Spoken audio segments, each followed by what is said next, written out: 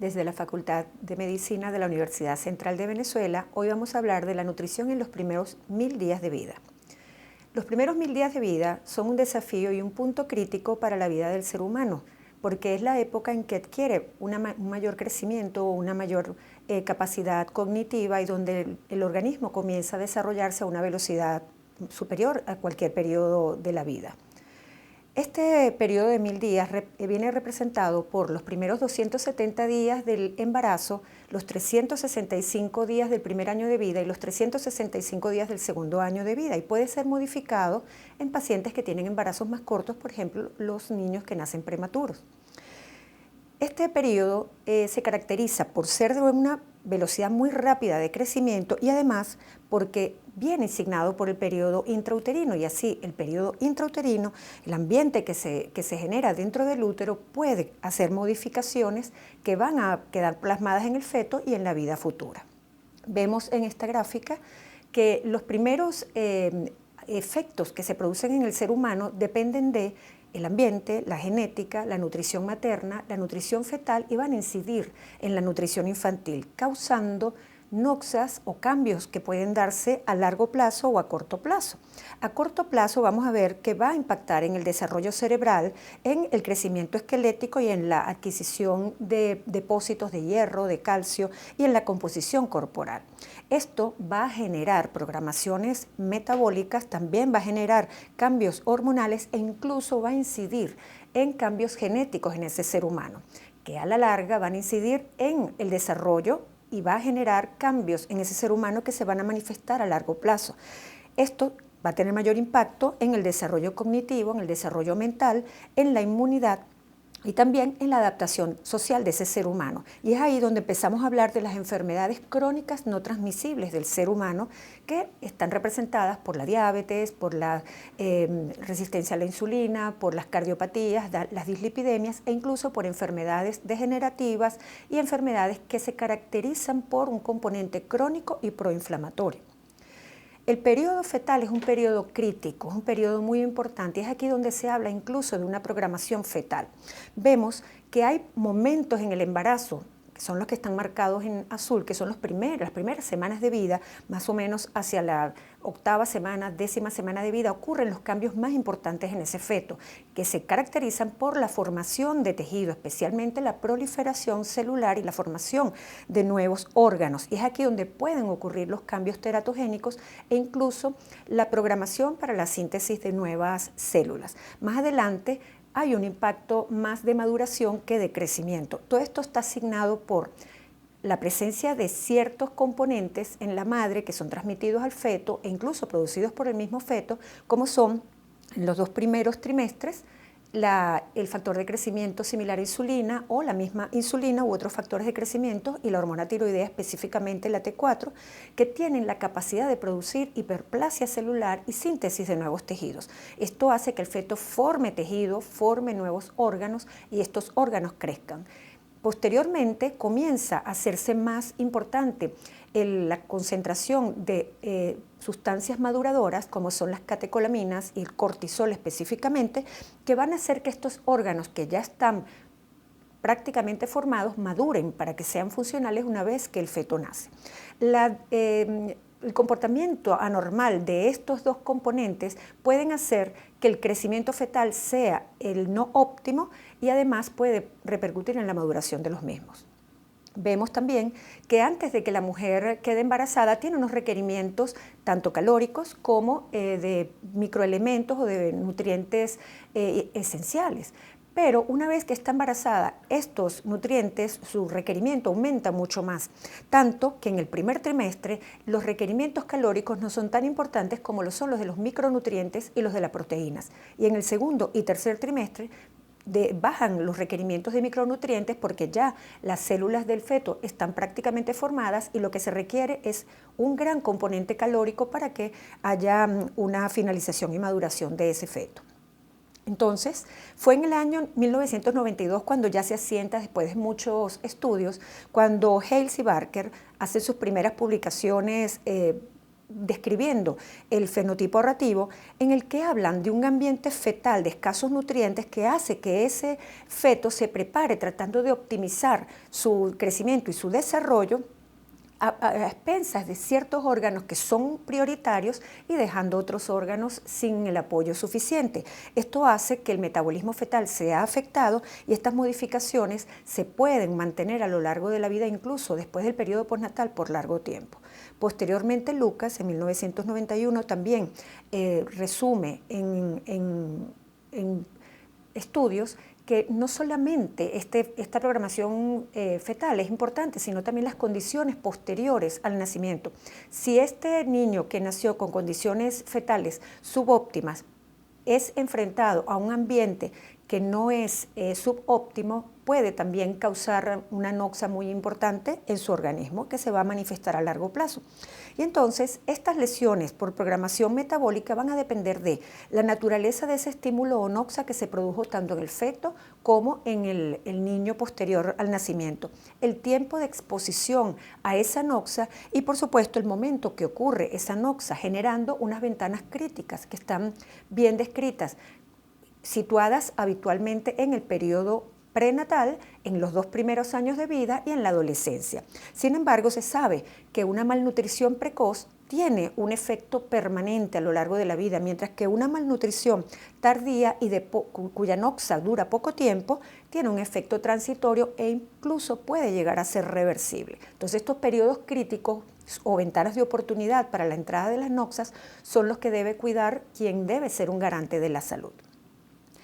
La hipótesis de la programación fetal es muy compleja y se puede resumir en un gráfico como este, en el cual la nutrición de la madre, las condiciones de la madre e incluso las condiciones de la placenta, ya hoy día la placenta está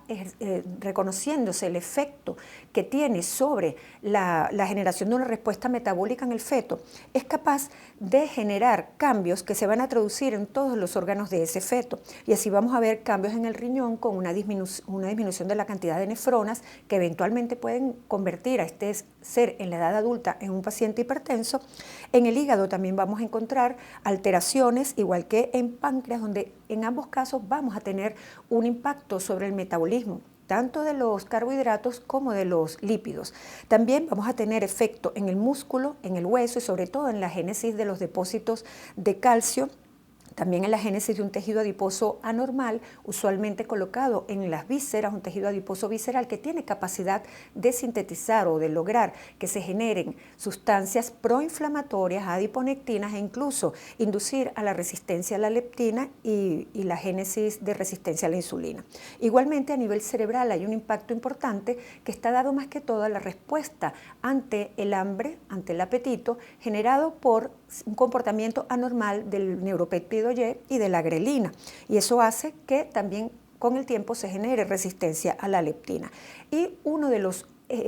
órganos más importantes que está generando impacto en todo esto de la programación metabólica es el eje hipotálamo hipoficiario suprarrenal. Y es aquí donde entra otro protagonista, que es el estrés. El estrés sobre el feto o el estrés sobre el niño, incluso sobre el adulto, puede generar cambios en este eje que también tengan la incidencia similar a los trastornos nutricionales sobre todos los órganos. ¿Cuál es la consecuencia final?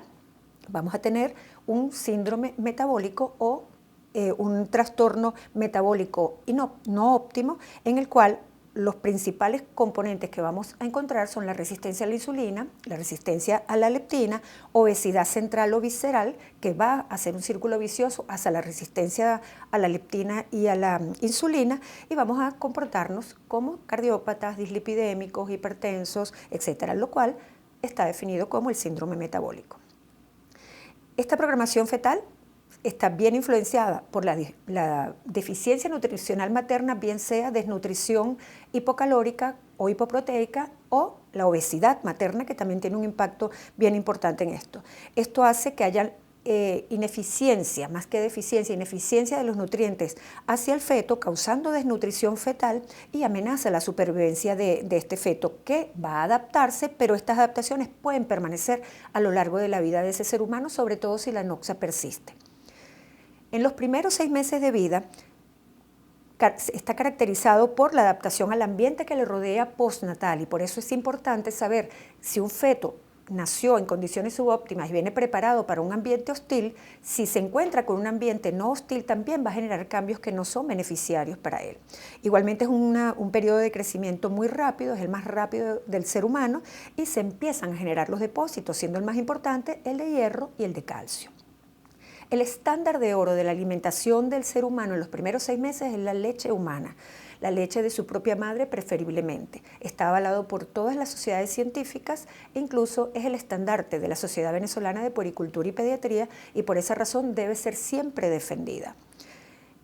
En estos primeros 6 meses, uno de los depósitos que debe defenderse es el depósito de hierro, ya que el hierro es necesario como cofactor para la síntesis de tejido cerebral, especialmente en la zona de la corteza frontal y del hipocampo, que tiene que ver con funciones de memoria, cognitiva, sueño, comportamiento, etc. Entonces vemos que en los niños a término, estos depósitos suelen caer hacia los 6 meses. Uno de los puntos importantes para que esto no ocurra, ya que estos depósitos se forman a expensas de los glóbulos rojos que pasaron a él a través de la placenta, es con el pinzamiento tardío de cordón. Si se realiza un pinzamiento del cordón inmediatamente después de nacer, esos depósitos pueden caer hacia los 3 y 4 meses de edad. Entonces es importante esperar un periodo de tiempo a que no haya más paso de sangre a través de la placenta hacia el feto al momento del nacimiento, para que los depósitos de hierro subsistan a lo largo de 6 meses. En el prematuro estos depósitos caen antes, y por eso estos niños deben ser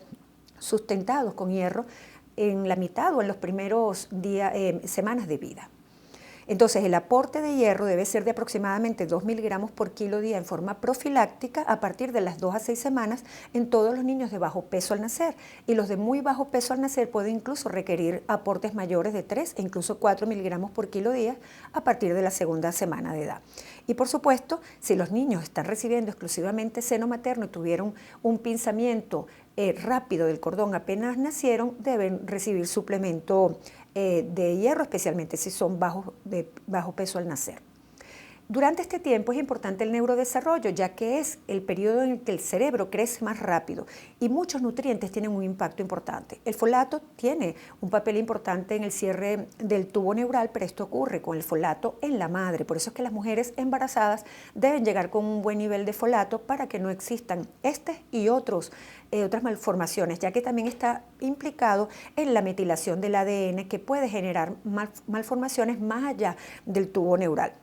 El hierro, como les comentaba, también es muy importante porque está encargado o participa como cofactor en la síntesis de mielina y la síntesis de monoaminas, que son importantes no solamente para la síntesis neuronal, sino para el funcionamiento del impulso nervioso. Y por esa razón es importante que las reservas de hierro se vayan generando incluso desde la etapa fetal. El zinc y el yodo también están involucrados en la síntesis de tejido neuronal y, por supuesto, también en la función de transmisión del impulso eléctrico. Los LC-PUF, los ácidos grasos poliinsaturados de cadena larga, también están involucrados en la síntesis de tejido neurológico, pero también tienen un papel muy importante en la síntesis de tejido retiniano, y por esa razón pueden ayudar a aumentar la capacidad visual de los niños. La colina también interviene en estas funciones, pero también es uno de los agentes metiladores del ADN, que son las sustancias metiladoras tienen un impacto en la epigenética sin cambiar el genoma humano, y por eso son cambios que pueden ser incluso reversibles, pero de no ser reversibles pueden ser transmitidos de generación a generación, que es como se define epigenéticamente estos cambios. Y la vitamina A es un coadyuvante de la visión y también debe estar presente en estos primeros 6 meses de vida. Vemos que el desarrollo, sobre todo cognitivo, lenguaje, audición e incluso la formación de las tareas más simples del ser humano se da en los primeros 2 años de vida, especialmente en el primer año de vida, como vemos en este gráfico. Y entonces es importante que el desarrollo cerebral se dé oportunamente para que estas funciones se logren, ya que su desarrollo tardío pueden hacer que el ser humano funcionalmente, y sobre todo desde el punto de vista cognitivo, tenga deficiencia. Aquí vemos también que casi todas las funciones, visión, audición, desarrollo cognitivo, lenguaje, control emocional, se dan en los 2 primeros años de vida y sobre todo en el primer año de vida, dejando las actividades numéricas o los trastornos más complejos para después de los 2 años de vida. Entonces es crucial ese neurodesarrollo en los 2 primeros años de vida y sobre todo en el primer año de vida. Vemos en esta gráfica cómo es el crecimiento cerebral. Vemos que entre el nacimiento y el segundo año de vida prácticamente duplica la masa cerebral, mientras que entre el segundo año y los 10 años no hay un crecimiento tan diferenciado en el cerebro. Por eso es tan importante la nutrición, el impacto de la nutrición en el cerebro durante los 2 primeros años de vida. Por otra parte, el aporte de proteínas y de energía en la dieta tiene también un impacto en la proliferación, diferenciación celular, síntesis de nuevos tejidos, crecimiento realmente, pero muchas veces nos lleva a que abusemos de ese aporte nutricional tan importante como son las proteínas. Y ya se ha demostrado que un elevado aporte de proteínas puede llevar a estimula la liberación de insulina y de factor de crecimiento similar a insulina y puede hacer que el ser humano, sobre todo en los primeros meses de vida, tenga un crecimiento compensatorio muy elevado y una actividad adipositaria, sobre todo visceral, muy importante, que va a llevar a programación metabólica y riesgo a largo plazo de estas enfermedades relacionadas con la obesidad y el metabolismo. Aquí vemos un estudio de Bertolt Kolesco de Múnich, que él demostró que cuando dábamos alimentación con alta carga de proteínas o una carga de proteínas mayor que la de la leche materna en niños en los primeros meses de vida, el índice de masa corporal y la ganancia de peso de estos niños era mucho mayor que los niños alimentados al seno materno. Y por supuesto, la diferencia era muy importante con el grupo que tenía un alto aporte de proteínas en cuanto al índice de masa corporal, ganancia de peso y no tanto en ganancia de talla, lo cual hablaba de probablemente una inducción de una programación metabólica que podía llevar a aumentar el riesgo de obesidad. A partir de los 6 meses y hasta los 2 años de vida, se generan nuevos cambios que están relacionados también con un aumento de los requerimientos de estos niños, pero también a una habilidad neurológica y a un desarrollo del sistema gastrointestinal y renal mucho mejor. Y así vemos que estos niños requieren alimentación complementaria que suplemente a la leche humana en cuanto al aporte de nutrientes, pero también ocurren unos riesgos, y es la introducción de los alimentos inadecuados o en forma inoportuna que vayan a causar amenazas en esa nutrición del ser humano. Vemos que la leche materna hasta los 6 meses de vida puede aportar las energías y los nutrientes que el niño requiere, pero a partir de los 6 meses ya requiere un aporte adicional porque no es suficiente. Pero el niño ya tiene la capacidad de recibir nuevos alimentos, incluso neurológicamente tiene ya la capacidad de la masticación, de la deglución, de tomarlo con sus manos, tiene un neurodesarrollo que le permite hacer esta nueva introducción de alimentos. Vemos, según la Organización Mundial de la Salud, todos los niños de todas las razas étnicas crecen de la misma forma si están alimentados en forma adecuada y si el ambiente que les rodea es el ambiente óptimo. No existen diferencias étnicas en este respecto en cuanto a la curva de crecimiento. Sin embargo, es bien sabido que hasta los 6 meses de vida en el cual los niños reciben lactancia materna exclusiva, el crecimiento es similar en todos los grupos étnicos y en todos los grupos geográficos. Sin embargo, a partir de los 6 meses, los grupos de las zonas de mayores recursos económicos mantienen un crecimiento óptimo, mientras que las zonas más pobres comienzan a presentar un deterioro del crecimiento de los niños. Y esto relacionado, por supuesto, a la introducción de nuevos alimentos que no pueden ser los idóneos y también a que la leche materna ya no es suficiente para estos niños mayores de 6 meses. Entonces, la edad de introducción de la alimentación complementaria va a coincidir con un mejor neurodesarrollo y un mejor desarrollo funcional de los órganos involucrados en la nutrición, pero aún así la Organización Mundial de la Salud recomienda proveer de hierro alrededor de 9,3 miligramos al día en niños entre 6 a 12 meses y después de los 12 meses 5,8 miligramos al día. Y en estos niños que tienen altos requerimientos nutricionales, la capacidad estomacal no es muy buena y esto puede hacer que sea un desafío alimentar a los niños con abundantes calorías o abundante soporte nutricional en una capacidad gástrica que es pequeña. Entonces, la introducción de estos alimentos debe cumplir ciertas características, debe ser completa, debe ser equilibrada, suficiente y adecuada. Y por supuesto, debe permitir ser cumplida por la familia y por esa razón tiene que también cumplir ciertos criterios culturales y étnicos que hagan que los alimentos estén cercanos a la zona donde vive ese ser humano. Y por esa razón se genera el llamado trompo alimenticio, que simplemente nos dice cuáles son los alimentos, la variabilidad de alimentos y de cada grupo que debe ser aportado y en qué cantidad. Y así vemos que la parte más ancha de ese trompo está constituido por alimentos que le van a dar energía al niño y que le van a dar, por supuesto, micronutrientes, como son los carbohidratos que van a dar energía, como son las harinas, como son los tubérculos, e igualmente comparte esa banda más ancha las hortalizas y las frutas, menos cantidad de proteínas y lácteos y la menor cantidad de alimentos dulces y grasos. Si la introducción de la intervención se realiza en forma tardía, puede haber un impacto importante en la salud del niño. Y así vemos que si queremos simular la curva óptima, que es la que vemos en naranja, aquí en azul está una curva subóptima, un niño desnutrido. Cuando queremos tratar de que la curva de crecimiento de ese niño sea similar a la óptima, podemos a veces causar noxas al hiperalimentar al niño, pero si no lo hacemos en forma adecuada, también el niño va a quedar con reservas inadecuadas, sobre todo de hierro y de calcio, pero también el crecimiento de ese bebé puede verse comprometido, incluso puede quedar con secuelas a largo plazo que son definitivas, como por ejemplo una baja talla. Y así vemos que mientras más tarde iniciemos esa intervención, el alcance de la curva óptima va a ser todavía más difícil. Por eso es que las intervenciones deben hacerse lo más pronto posible para que sean progresivas y logren alcanzar la curva óptima o al menos acercarse lo más posible.